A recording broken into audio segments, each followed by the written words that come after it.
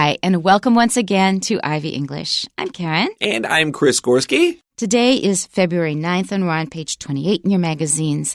And be prepared for some little interruptions while we are recording this broadcast. That's right, because we are talking about voice assistants and passive listening through our devices, our iPads, our smartphones, and other devices. And the title today is, Are Phones Listening to What We Say? And the answer is yes. Thank you for listening. We'll see you next time.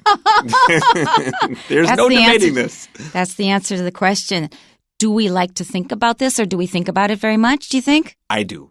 You do? I do too. I do. I hang on this and it bothers me. And I'm generally a security-focused forward person. I make sure our devices are always updated. We have security, encryption. I don't like passive listening. And I know that you and I, being expats, especially post-September 11th, the government checks in on what we do. I have nothing to hide, but at the same time, I don't need you. That's right. I don't need you paying attention to me. Go away. But the way it affects me, I'm kind of a goody two-shoes in the first place. It makes me even more careful about what I do in my own house. It's a bizarre sense of self-censorship. Yeah, and that's something, and I do engage this in certain behaviors online, self-censorship. I try not to go off on screeds or rants under my own name. If I'm going to go and take a position, I like that to be in a more anonymous setting. Mm-hmm. But at the same time, I also, at the point in my life where I don't like doing that generally online, the longer the internet has become a standard, the more, interestingly, the less secure I feel in it as a whole. The greater, I think, the intrusion in our lives, you could say. I suppose so. I didn't feel this as a young person when the internet was coming up. As an adult today, I have less trust in it than ever. So 1984 has really arrived. I suppose so. Because in the book 1984 by George Orwell, you've got cameras and monitors everywhere. In the book, they try to find a place out in the woods or far away where they are not being watched and listened to, but they are tricked because they end up in a place where they are still watched and listened to. And in addition, because they said something that was not really allowed, they got caught and they got in trouble. Yeah, 1984 is a book that is worth reading every decade, every 20 years or so, and just say, yeah, man, this book still really hits the spot, considering how long ago it was written and how relevant it still feels today. What an interesting comparison. 1984 describes a dystopia. Now, that's a fancy word that's worth learning in this context because we are now living in that dystopia in many ways. In many ways, actually, this is the most amazing period of history there has ever been with all of these conveniences with the internet and everything. For me, I was so thrilled because I love learning languages, and now I have all these resources, easy ways to practice my language. But it came at a price. That's right. I think we are in an era where the potential is the greatest and the pitfalls are many. And I think that's the compromise we need to navigate here. That's right. What are the promises that we can kind of pursue while weighing against what are some of the risks and dangers of our technology? Right. And I use the word dystopia, and it's spelled D-Y-S-T-O-P-I-A. D-Y-S-T-O-P-I-A. It is the opposite of utopia. Right. And the D-Y-S and EU, these are both from Greek. So is topia. Topia is a place. And utopia you have in Chinese as well. You kind of translate it phonetically. That's where everything is wonderful and perfect, but there is no such thing. So the opposite, or on the other side of utopia, you're going to find a dystopia, and that's where we find ourselves now. So let's jump into our article. Are phones listening to what we say? If you own a smartphone, there is a good chance that it listens to you. It also collects the data that you talk about and spits it out in advertising. In recent years, modern phones have transformed into virtual assistants, starting with Siri in 2011, and closely followed by Google Assistant and Alexa. These virtual assistants can carry out tasks by simply listening to anyone's voice commands. If you want to hear a song, you just need to activate Siri by saying, "Hey," and Siri, and then request, "Play some music." Likewise, if you want to order pizza, it's as simple as calling her name first and then saying, "Call Ivy Pizza House." The scary and weird part of this technology is when people discuss specific items, those very items later appear in many advertisements. For example, a man and a woman were recently discussing harem pants without doing a Google search or directly asking Google Assistant. Instead, they were merely having a conversation near their phones. However, the next time they went online, they noticed that ads for harem pants started appearing in their social media feeds. Much like cookies that track all our online activities, smartphones are always listening to collect data and share it with companies that want to market their products. No matter how strange or wrong this may seem, it is legal. When anyone signs up for websites or new products, they always have to agree to certain terms and conditions that they seldom take the time to read. In the fine print, by clicking agree, people give consent for their phones to listen to them. While this can be changed in the phone settings, doing so might make listening to music or ordering a pizza a bit more complicated. Now, that is a conundrum of our modern times. Conundrum is just a difficult situation, and it's spelled C-O-N-U-N-D-R-U-M. C-O-N-U-N-D-R-U-M, conundrum, a difficult situation. Now, this is a conundrum. However, there is a simple solution if you're willing to take the time. That's the important part of this. That's right. You need to be willing to do the legwork. And as I said at the top of the show, I'm very security focused.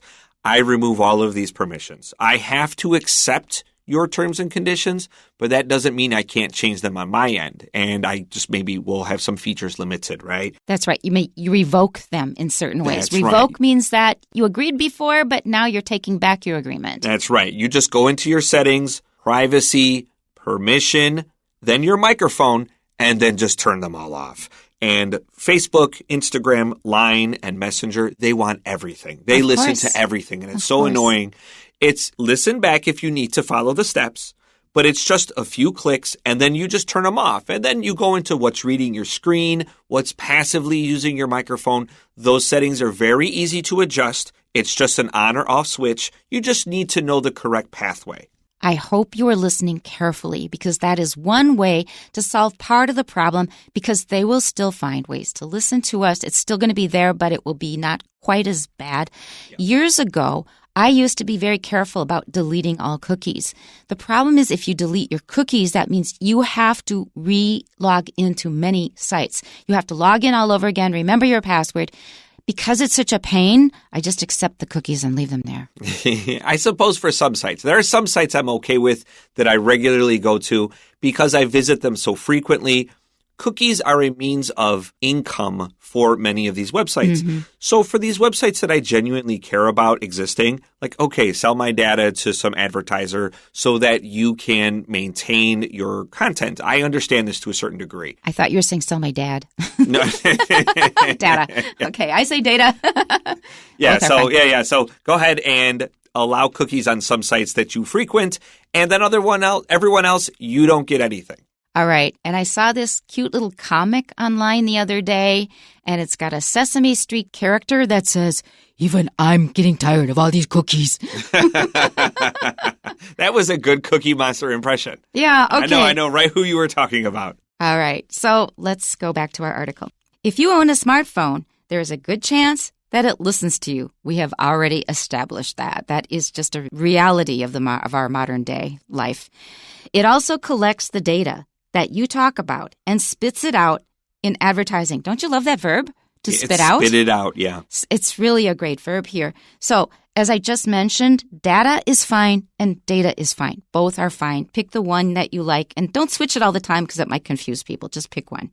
And to spit it out, to spit just means to take some of the saliva in your mouth and to put it on the outside of your mouth. But to spit it out, that has direction and more force. Spit it out. That means you don't want it and you're getting rid of it very quickly. So you're getting rid of it very quickly into advertising that comes back to you to try to sell you stuff. In recent years, modern phones have transformed into virtual assistants, starting with Siri in 2011 and closely followed by Google Assistant and Alexa. Now, here I do have mixed feelings. First of all, I have to say, and this is not advertising, Apple generally does better in protecting privacy than Google and the other people and Amazon. So it doesn't mean that they're really good, but they are better about protecting your privacy. You can go online and see why. I agree with this, by the way. I personally use all Apple devices. That was not my original intention. It changed the day that my son gave me his former iPhone. I mean, he was done with it. I got it. Whatever it was, the first device I got was Apple. And after that, I just got Apple everything because that way you can share data among different devices. So that has worked out fine with me. And I have a pretty good relationship with Siri. I know that Siri, it's a he in my case, he speaks British English, is very limited in what he can do. But I can at least get the time and during the night when I don't want to turn on a light. I can also find out about the weather today. I can do conversions from Fahrenheit to Celsius. There's all kinds of stuff that Siri is good at. But in fact, Siri is still quite limited. I am not necessarily an Apple fan. In fact, I'm going to say I'm kind of antagonistic against most Apple products. But Karen is absolutely correct when she brings up the fact of security that, it's a good thing when the U.S. government is angry at you because there's no backdoor into your services. And that doesn't exist with a lot of Android products. With Apple, you're not getting in. It's extremely difficult to get in, to force your way in if you have the proper protection. Even if the FBI asks. Yeah, they're banging on your door and they're not getting in. Okay, these virtual assistants can carry out tasks by simply listening to anyone's voice commands, and we've already discussed that pretty thoroughly. So you probably forget about all the devices you have sitting around the house, and then maybe you say something that's kind of confidential that you don't want widely shared. Well, they're listening. They heard it. The only way to know that these microphones are off, not even airplane mode is good enough. The only way you know that it's safe is if you turn the device off. You limit the power. And even then, I know that some in the national security kind of sector, they will actually turn the devices off and then remove them from the room. That is the only way to ensure these microphones are not somehow powered, even by the most minute power. They need to be out of the room and off. Yeah. So for some things, the only way to really be sure is not buy that device in the first place. That's right. And that's what I did with a lot of things. Like I got a gift of one of these, whatever it is from Google. I forgot what it's called. Anyway, it was a gift and I haven't opened it. I don't need another person listening to everything I say. And Google's listening to everything, yeah. Yeah. Okay. If you want to hear a song, you just need to activate Siri by saying, hey, and Siri, and then request, play some music. Now, I was waiting for that. Did you hear it? And I didn't even say, hey. I'm not sure about that. That's my phone reacting.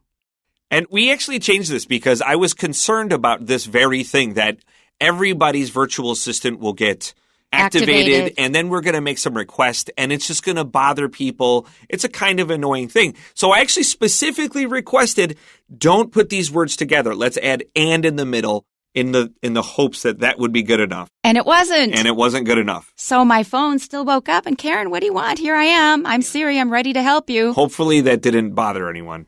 Well, you'll just have to deal with it if it happens to you. Likewise, if you want to order pizza, it's as simple as calling her name first and then saying, call Ivy Pizza House. We were safe this time. And the word that was deleted here, Chris deleted it, was Alexa. I don't have Alexa. Yeah, either way, I just wanted to make sure nobody's accidentally getting any pizza sent to their house or people. I mean, you might be doing something else, and now suddenly your voice assistant is pinging up. And let's go to our next paragraph. Oh, I will add to that. It often happens with parrots. Parrots will often order things when their masters are not listening, not paying attention. And sometimes they will get like an email from Amazon. Did you really want to order 20 whatever it was, 20 bird treats? That's really funny. The bird would figure out like, oh, what's my favorite food? And they did that. They actually do that. I 100% believe this. Birds I 100% believe Birds this. are smart. Okay. Okay, let's go to our next paragraph. The scary and weird part of this technology is when people discuss specific items. Those very items later appear in many advertisements. Karen, have you experienced this? This is creepy. I've heard many people who had this experience, and they say, I did not go online. I did not do a search. I did not talk to Siri about it. But suddenly they're getting ads about this weird thing. Many people have said it. I can't remember if it's happened to me, but I know it's happened to a lot of people. This has happened to us in my office. There are 3 of us in our little room that we're in, and we're often chatting and discussing. And of course, sometimes we're off topic. We're not talking about work. We're just talking about whatever. And we'll start getting advertisements for very specific things. One of our colleagues is a female, and so I will get ads for female things that she's talking about that I have no use for. My cookies would never have generated these items. Pretty lingerie. Yeah, pretty lingerie or tampons or things that I just don't have use for. So it's not, I mean, maybe possibly for my wife, but in reality, she takes care of that. I have no problem getting them for her. So most likely it was from Google passively listening. We've tried to combat this. So where I live, it's a little bit quiet. There are not many people. And so there are times where it's strictly me alone on the street. And it's late at night because I work at night. And I'm walking home. I try to train and try to get Google to alter what I wanted to say. And so for a while, I was walking up the street chanting, catheter tube, catheter tube, catheter tube, just to see if I could get Google to do what I was commanding it. Just What is a catheter tube? So a catheter tube is a tube that goes into your bladder or to get pee and poo out of your body if you can't use your holes normally. And so I was like thinking, well, let's get Google to do what I wanted to do. Did it? Did once. It worked once. Once. And I was thinking I could still experiment with this. Should I be thinking of things in my wheelhouse, but not necessarily in my age range, right? Oh. So maybe a catheter tube doesn't fit my demographic. Yeah. However, what about something that does fit my profile, but not something weights. I'm generally, I'm interested in lifting in weights, right? So this would fit. That would fit. So what if I pick something I have no interest in, I have never searched for, but would fit my age group? Let's say like hot rod cars, like really fast, speedy cars, something I have no interest in. Let's just talk about hot rods, and let's see what happens. Okay. We use the word lingerie. I did first. It means very pretty underwear for women specifically. It's a French word for laundry, and it's spelled Lingerie. Lingerie. In English, we pronounce it lingerie. It's pretty underwear for women. And you also use the word tampon. Now, that is kind of an explicit word to be using here, but it's also useful. And it is a hygiene product for women. So you can look it up if you're still interested. Okay, let's move on. For example, a man and woman were recently discussing harem pants without doing a Google search or directly asking Google Assistant. Karen, what are harem pants? Harem pants are usually quite thin and very baggy. So they have like an elastic waist and they have elastic around the ankles and they kind of balloon over your ankles. They're quite loose. And we call them harem pants because they're often used in Middle Eastern belly dancing and things. So in former times, the harem was a separate part of the house for your wives or female servants or your concubines or mistresses. These were your girlfriends that a rich and powerful man could keep in his house. And a male friend of mine on Facebook says they're really ugly. Why do they wear them?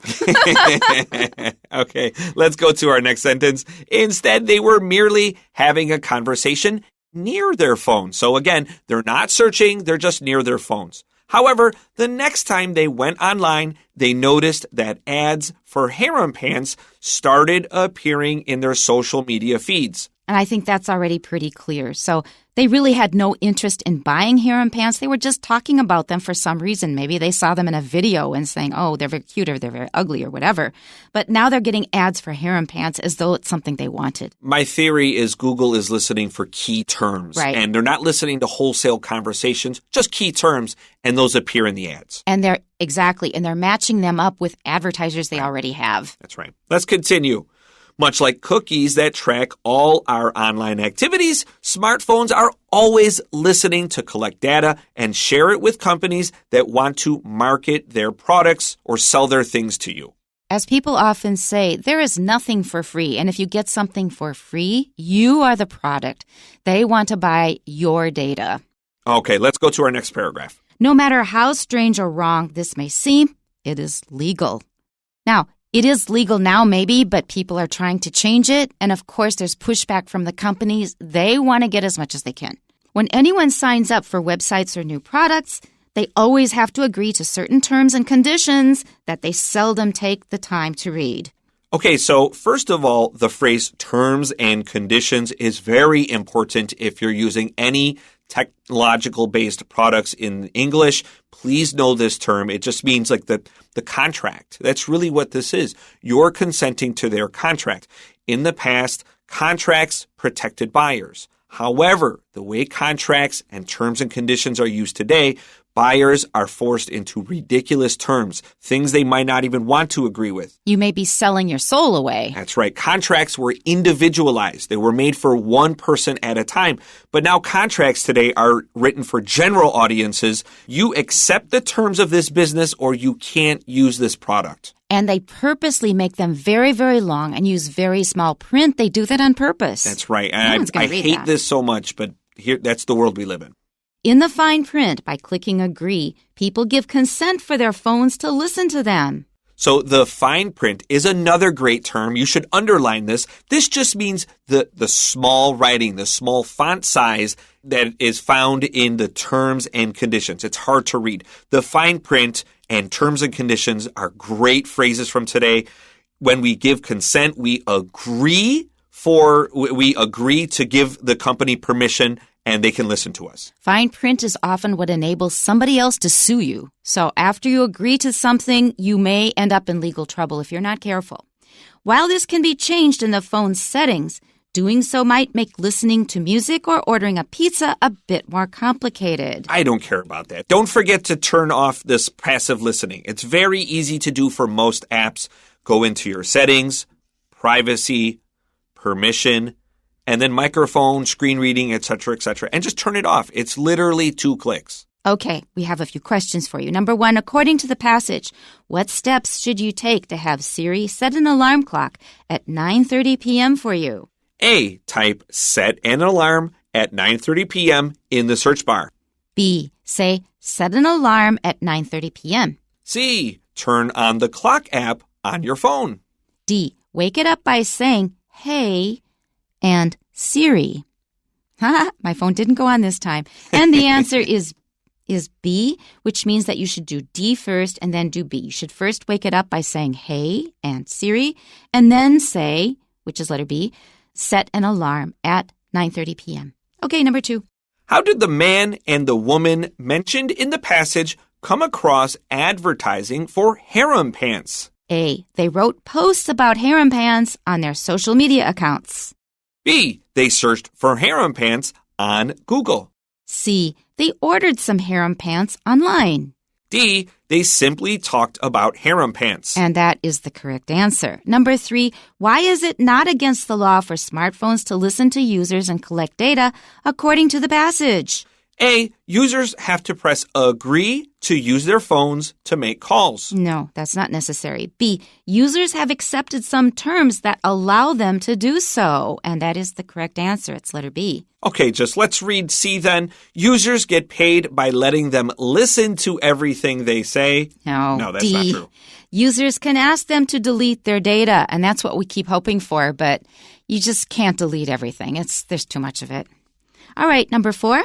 What is implied in the passage if a person changes smartphone settings to prevent data collection? A, they won't get to enjoy quick access to other services. For example, ordering pizza and listening to music, and that is the correct answer. B, they won't be able to browse any online advertisements. That's not true. Oftentimes, those will load before the actual content you want to watch. So if your internet ever has a problem, you could still see the ads even if you can't see the content. That's right. So if your site is taking a long time to load, it's usually not the problem of the site. It's the ads. And that's really true of YouTube. When you go to YouTube, it's taking a long time to load. It's just loading the ads. C, their personal information might be stolen more easily. No. And D, their internet browsing speed will be slower. No, the correct answer is A. That's all we have for you today, but please have a look at your phone setting and maybe change a few things. That's it for today. We'll see you next time. Bye-bye. Bye-bye.